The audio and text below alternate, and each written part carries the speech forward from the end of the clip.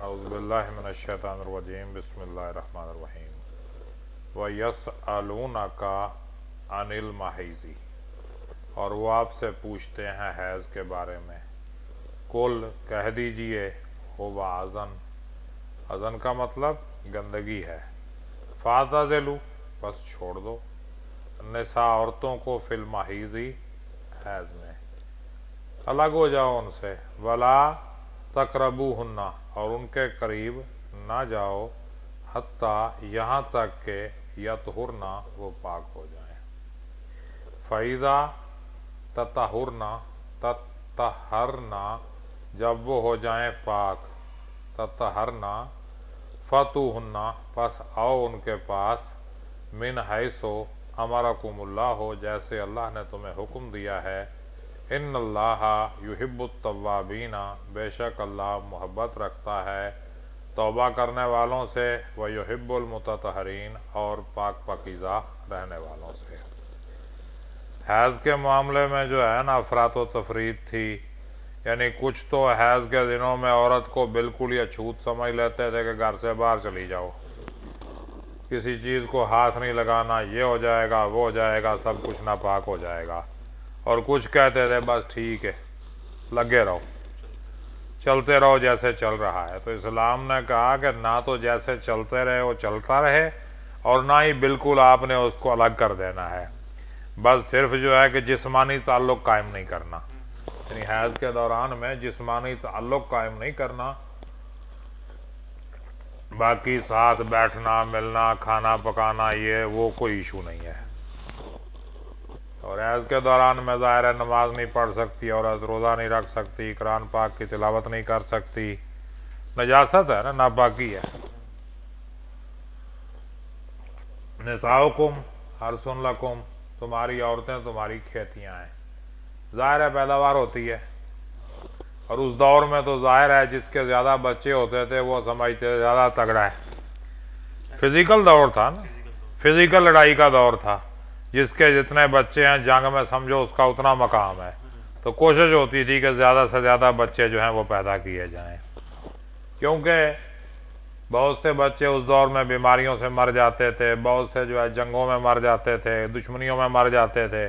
तो कोशिश होती थी कि ज़्यादा से ज़्यादा बच्चे जो हैं, इसलिए कहा निसाउकुम हरसुन लकुम, तुम्हारी औरतें तुम्हारी खेतियाँ हैं।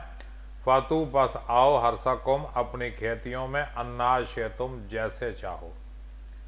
वक़द्दिमू, और आगे भेजो, ले अनफुसकुम, अपने नफ्सों के लिए, यानी अपनी जो है औलाद के लिए कोशिश करो।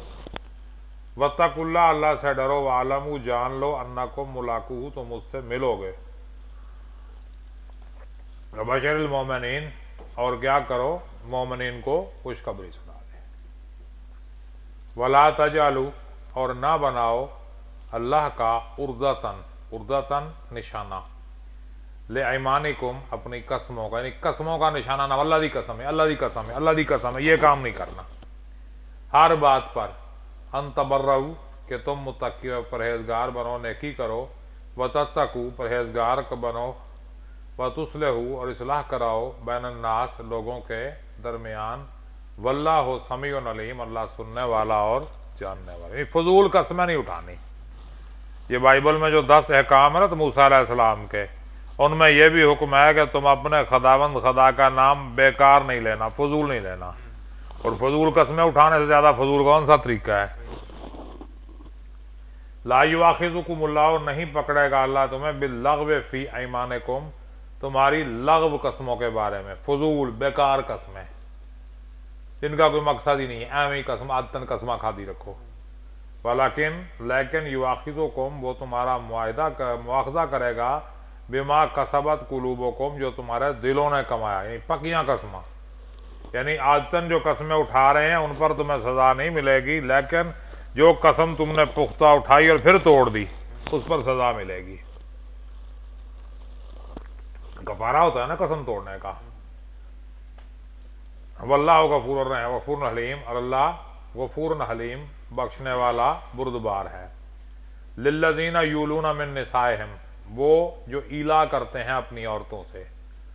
तरबुस्सो अरबत अशहरिन, तरबुसो रुक जाएं, अरबत आशरन 4 महीने, आशोरन 4 महीने रुक जाएं। कसम खा लेते थे कि बस हुण मैं तेरे लागे नहीं आना, इसे कहते हैं ईला। शौहर कसम खा ले कि बस हुण मैं तेरे लागे नहीं आना, ना तो वो तलाक है और ना वो कसम की वजह से उसके पास आएगा, औरत बेचारी बैठी है। तो इस्लाम ने उसकी भी गुंजाइश निकाली कि कसम खाई है तो टाइम है 4 महीने, 4 महीनों में या तो कसम का कफारा दो और वापस ले आओ अपनी बीवी को, नहीं तो तलाक दो, जान छोड़ो उसकी, लटका के ना बिठाओ उसको। फाइन फाउ, अगर तुम लौटा लोगे, फ़इन अल्लाह गफूरुर रहीम, अल्लाह बख्शने वाला मेहरबान है। वहीन अज़मुत तलाक, और अगर तुम इरादा कर लोगे तलाक का, फ़इन अल्लाह समीउन अलीम, अल्लाह सुनने और जानने वाली। 4 महीने की ड्यूरेशन है मैक्सिमम। 4 महीने के अंदर अंदर या तो कसम तोड़ो, उसका कफारा दो और बीवी को अपने इस्तेमाल में ले आओ। कसम का कफारा है गुलाम आज़ाद करो, 60 रोजे रखो, 60 मिस्किनों को खाना खिलाओ वगैरह वगैरह। रोजे का कफारा और कसम का कफारा सेम ही है। वल मुतल्लकातो, और जिन्हें तलाक मिल गई, या तरबसना रोकें बेअनफुसिहिन्ना, अपने नफ्सों को, सलासाता कुरुअन, 3 हैज तक, यानी 3 बार हैज आए और पाक हो जाए। वला यहिल्लु लहुन्ना, और उनके लिए हलाल नहीं, ऐं यक्तुमना, कि वो छुपाएं, मा खलक़ल्लाहु फी अरहामिहिन्ना, जो अल्लाह ने बनाया है उनके रहमों में। अब उस दौर में कौन सा अल्ट्रासाउंड और टेस्ट होते थे, औरत ने ही बताना है कि हाँ जी मेरे दिन चुक गए ने, और अमल की यही गारंटी होती थी कि वो हैज़ नहीं आया, उल्टी आ रही है, तबीयत ख़राब हो रही है, बोझल हो रही है, ये इस तरह के मामलात, तो वो औरत ही उसको बेहतर समझ सकती है। तो अगर कोई इस तरह का मामला है तो बता दें।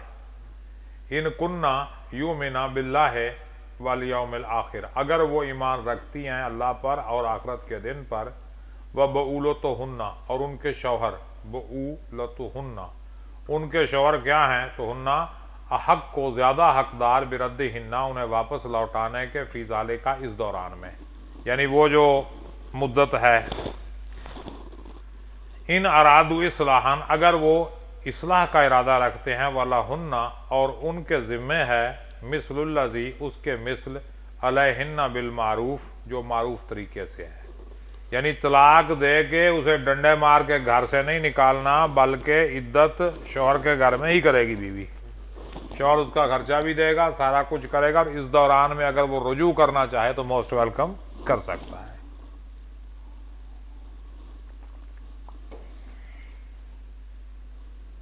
वलिर्रिजाली, और मर्दों के लिए क्या है, अलैहिन्ना दरजतुन, एक दर्जा है, वल्लाहु अजीजुन हकीम, अल्लाह जो है गालिब और हिकमत वाला है।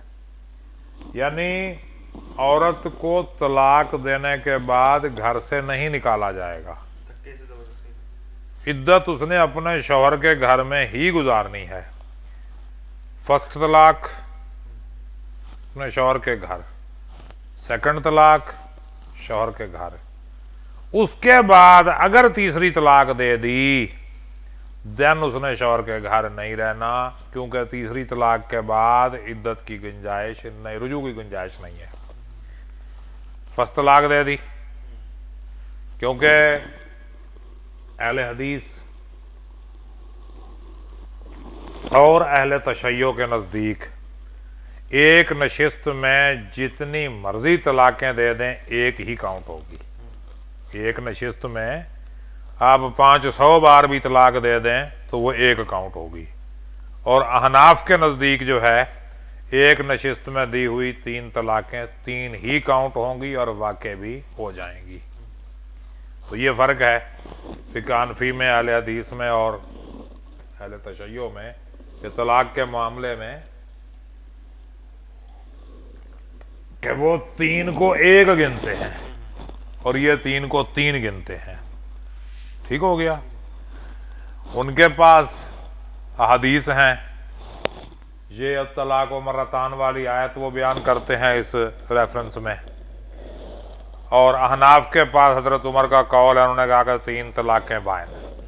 जो 3 तलाक़ें देगा एट ए टाइम, मैं तीनों वाक़े करा के उनकी अलहदगी करा दूंगा, अल्लाह अल्लाह खैर सल्ला। तो वो उनका ऑर्डर था।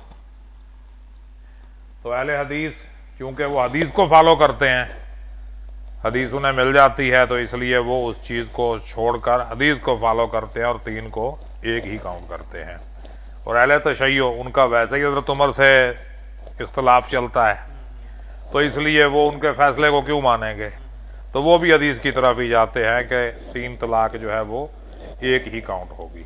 तो तलाक एक बार दे दी, इसके बाद जो है 3 मंथ्स यानी 3 कराओ, 3 सलाह हैज़ जो है उसके पास टाइम है।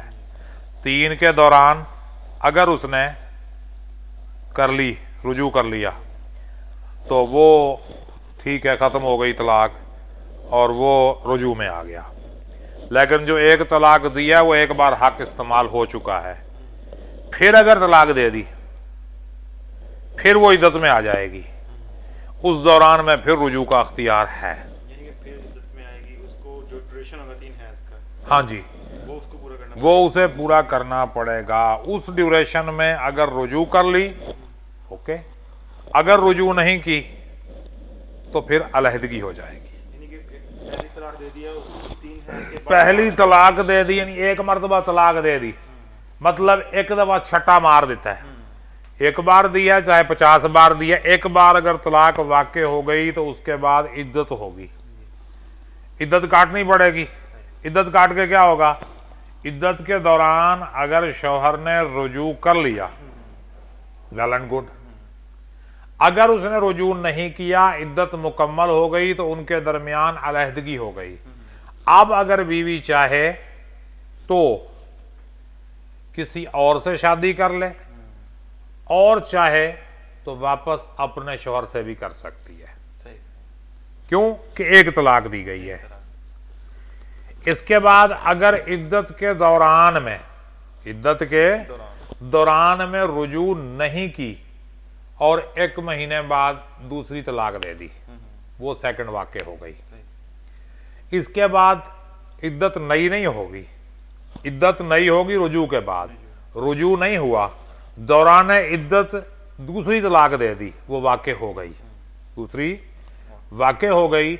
दूसरी के बाद वही इद्दत मुकम्मल होगी, उसके बाद जुदाई हो जाएगी। अगर दोबारा शौहर से शादी करना चाहे तो भी की जा सकती है, किसी और से करना चाहे तो भी की जा सकती है।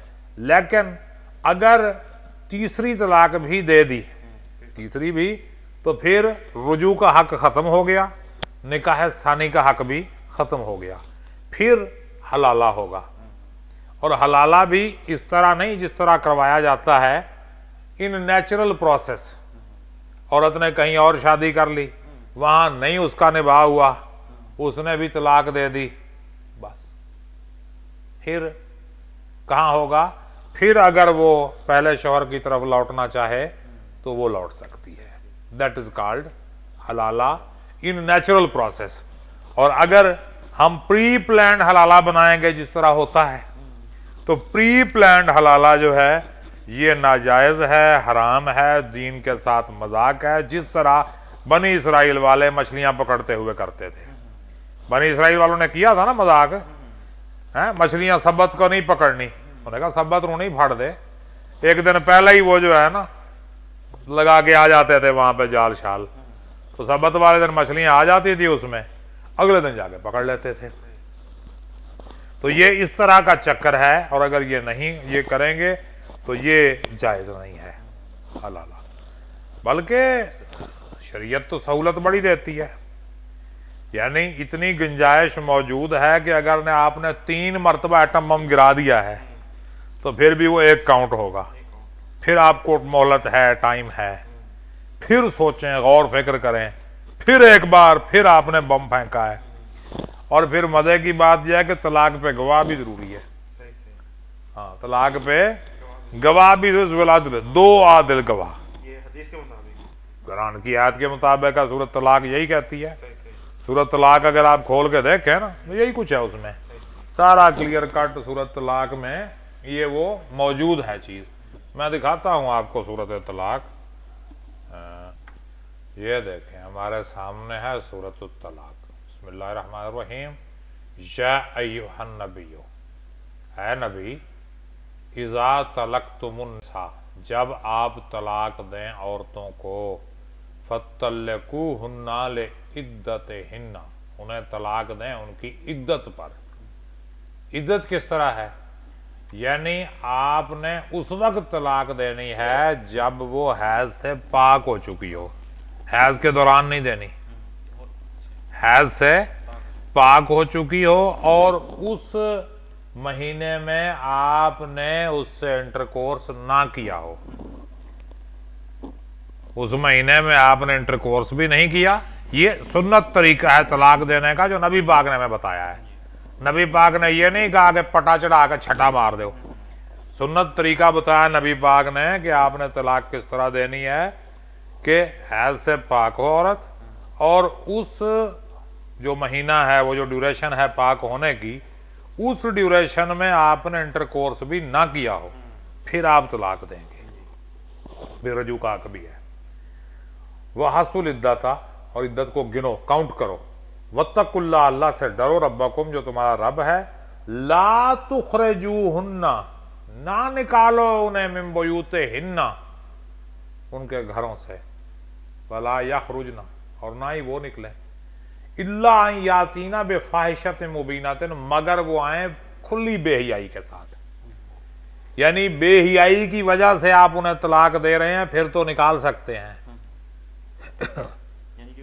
यानी कि बंदा कोई और भुगताई खड़ियां ने, मतलब यह है कि आपके घर में उन्होंने कोई और फ्रेंडशिप, कोई इस तरह का ताल्लुक बनाया हुआ है, आपके घर को गंदा कर रही हैं, तो आप उन्हें तलाक दे के निकाल सकते हैं। अदरवाइज कोई सूरत नहीं है कि आप उन्हें घर से निकालेंगे और ना वो निकले। इद्दत अपने घर में उन्होंने पूरी करनी है, खामन के घर में पूरी करनी है। वह तिलका हुदूदुल्लाह, और ये अल्लाह की हदें हैं। वमन यतअद्दा, और जो तजावुज करे, बढ़े, हुदूद अल्लाह, अल्लाह की हदों से, फ़क़द ज़लम नफ्सहू, उसने अपने नफ्स पे जुल्म किया। ला तदरी, ला तदरी, नहीं जानते आप, लअल्लल्लाहु, लअल्लल्लाह, के शायद अल्लाह युहद्दिसु बअद ज़ालिका अमरा, कि इसके बाद कोई और नई बात पैदा कर ले। फ़इज़ा बलगना अजलहुन्ना, जब उनकी मुद्दत पूरी हो जाए, इद्दत यानी कंप्लीट हो जाए, फम्सिकूहुन्ना बिमारूफ़, उन्हें रोक लो अच्छे तरीके से, रुजू कर लो। दूसरी तलाक के बाद अभी 3 नहीं हुई ना पूरी, 3 का तो कंसेप्ट ही नहीं है ना इस्लाम में कि आप एक ही बार एटमी हमला कर दो। Step by step. एक तलाक दिया आपने, इद्दत पूरी हो गई, लास्ट डे है आज, अब आपके पास ऑप्शन है 2, फम्सिकूहुन्ना बिमारूफ़, अच्छे तरीके से रोक लो कि नहीं बस ठीक है, हो गया, गुस्से नाल कह दिता, बस हुण आपां लाइफ नूं अगे चलाउंदे आ, क्यों बाल बच्चे रुलणगे, होर मसले मसाइल होणगे। फम्सिकूहुन्ना बिमारूफ़न, अच्छे तरीके से उन्हें रोक लो, और फ़ारिकूहुन्ना बिमारूफ़न, या अच्छे तरीके से उन्हें छोड़ दो, जाने दो। वशहदू, वशहदू, गवाही लाओ, ज़िल अदल मिनकुम, ज़वा अदल मिनकुम, 2 अदल वाले, 2 अदल वाले गवाह। क्या करो? 2 मोतबर आदमी अपने में गवाह कर लो, इदा नहीं, गवाह करके। वाकीमुस्सला, अकीमुश्शहादा, और गवाही को कायम करो, लिल्लाह, अल्लाह के लिए। ज़ालिकुम युअज़ु बिही, यही वो तुम्हें नसीहत करता है, मन काना युमिनु बिल्लाह, जो अल्लाह पर ईमान लाए, वल यौमिल आखिर, आखिरत के दिन पर। वमन यत्तकिल्लाह, और जो अल्लाह से डरता है, यजअल लहू मखरजा, मखरजा, तो अल्लाह उसके लिए निकलने की कोई सूरत, निजात की सूरत निकाल देता है। गल समझ आई? अब मुझे बताओ, इस तरह जो तलाक होगी तो आपका क्या ख्याल है, हो जाएगी? पहली बात तो ये होगी नहीं इस तरह तलाक। इतना गौर फिक्र करने के बाद बंदा नहीं देता तलाक। तलाक तो होती है गुस्से में, गुस्सा आ गया, क्यों जी रोटी नहीं पकाई, बंदा बाहरों आया थक्का टुट्टा, अगे रोटी नहीं पकाई, जनानी मत्थे ते पट्टी बन के पई है, रोटी पका, हम नहीं पकाऊंगा। अगर जा तेनू दी तलाक, तलाक, तलाक, तलाक तो ऐसे होती है। जो 3 महीने बंदा सोचता रहेगा वो तलाक देगा, वो उस वक्त देगा जब कोई और हाल नजर नहीं आता, कोई और हाल नजर नहीं आता, फिर वो तलाक देगा। यानी 3 महीने जिसको सोचने का टाइम मिल जाए वो उस सूरत में देगा जब उसे कोई और हाल नजर नहीं आता। बात समझ में आई है?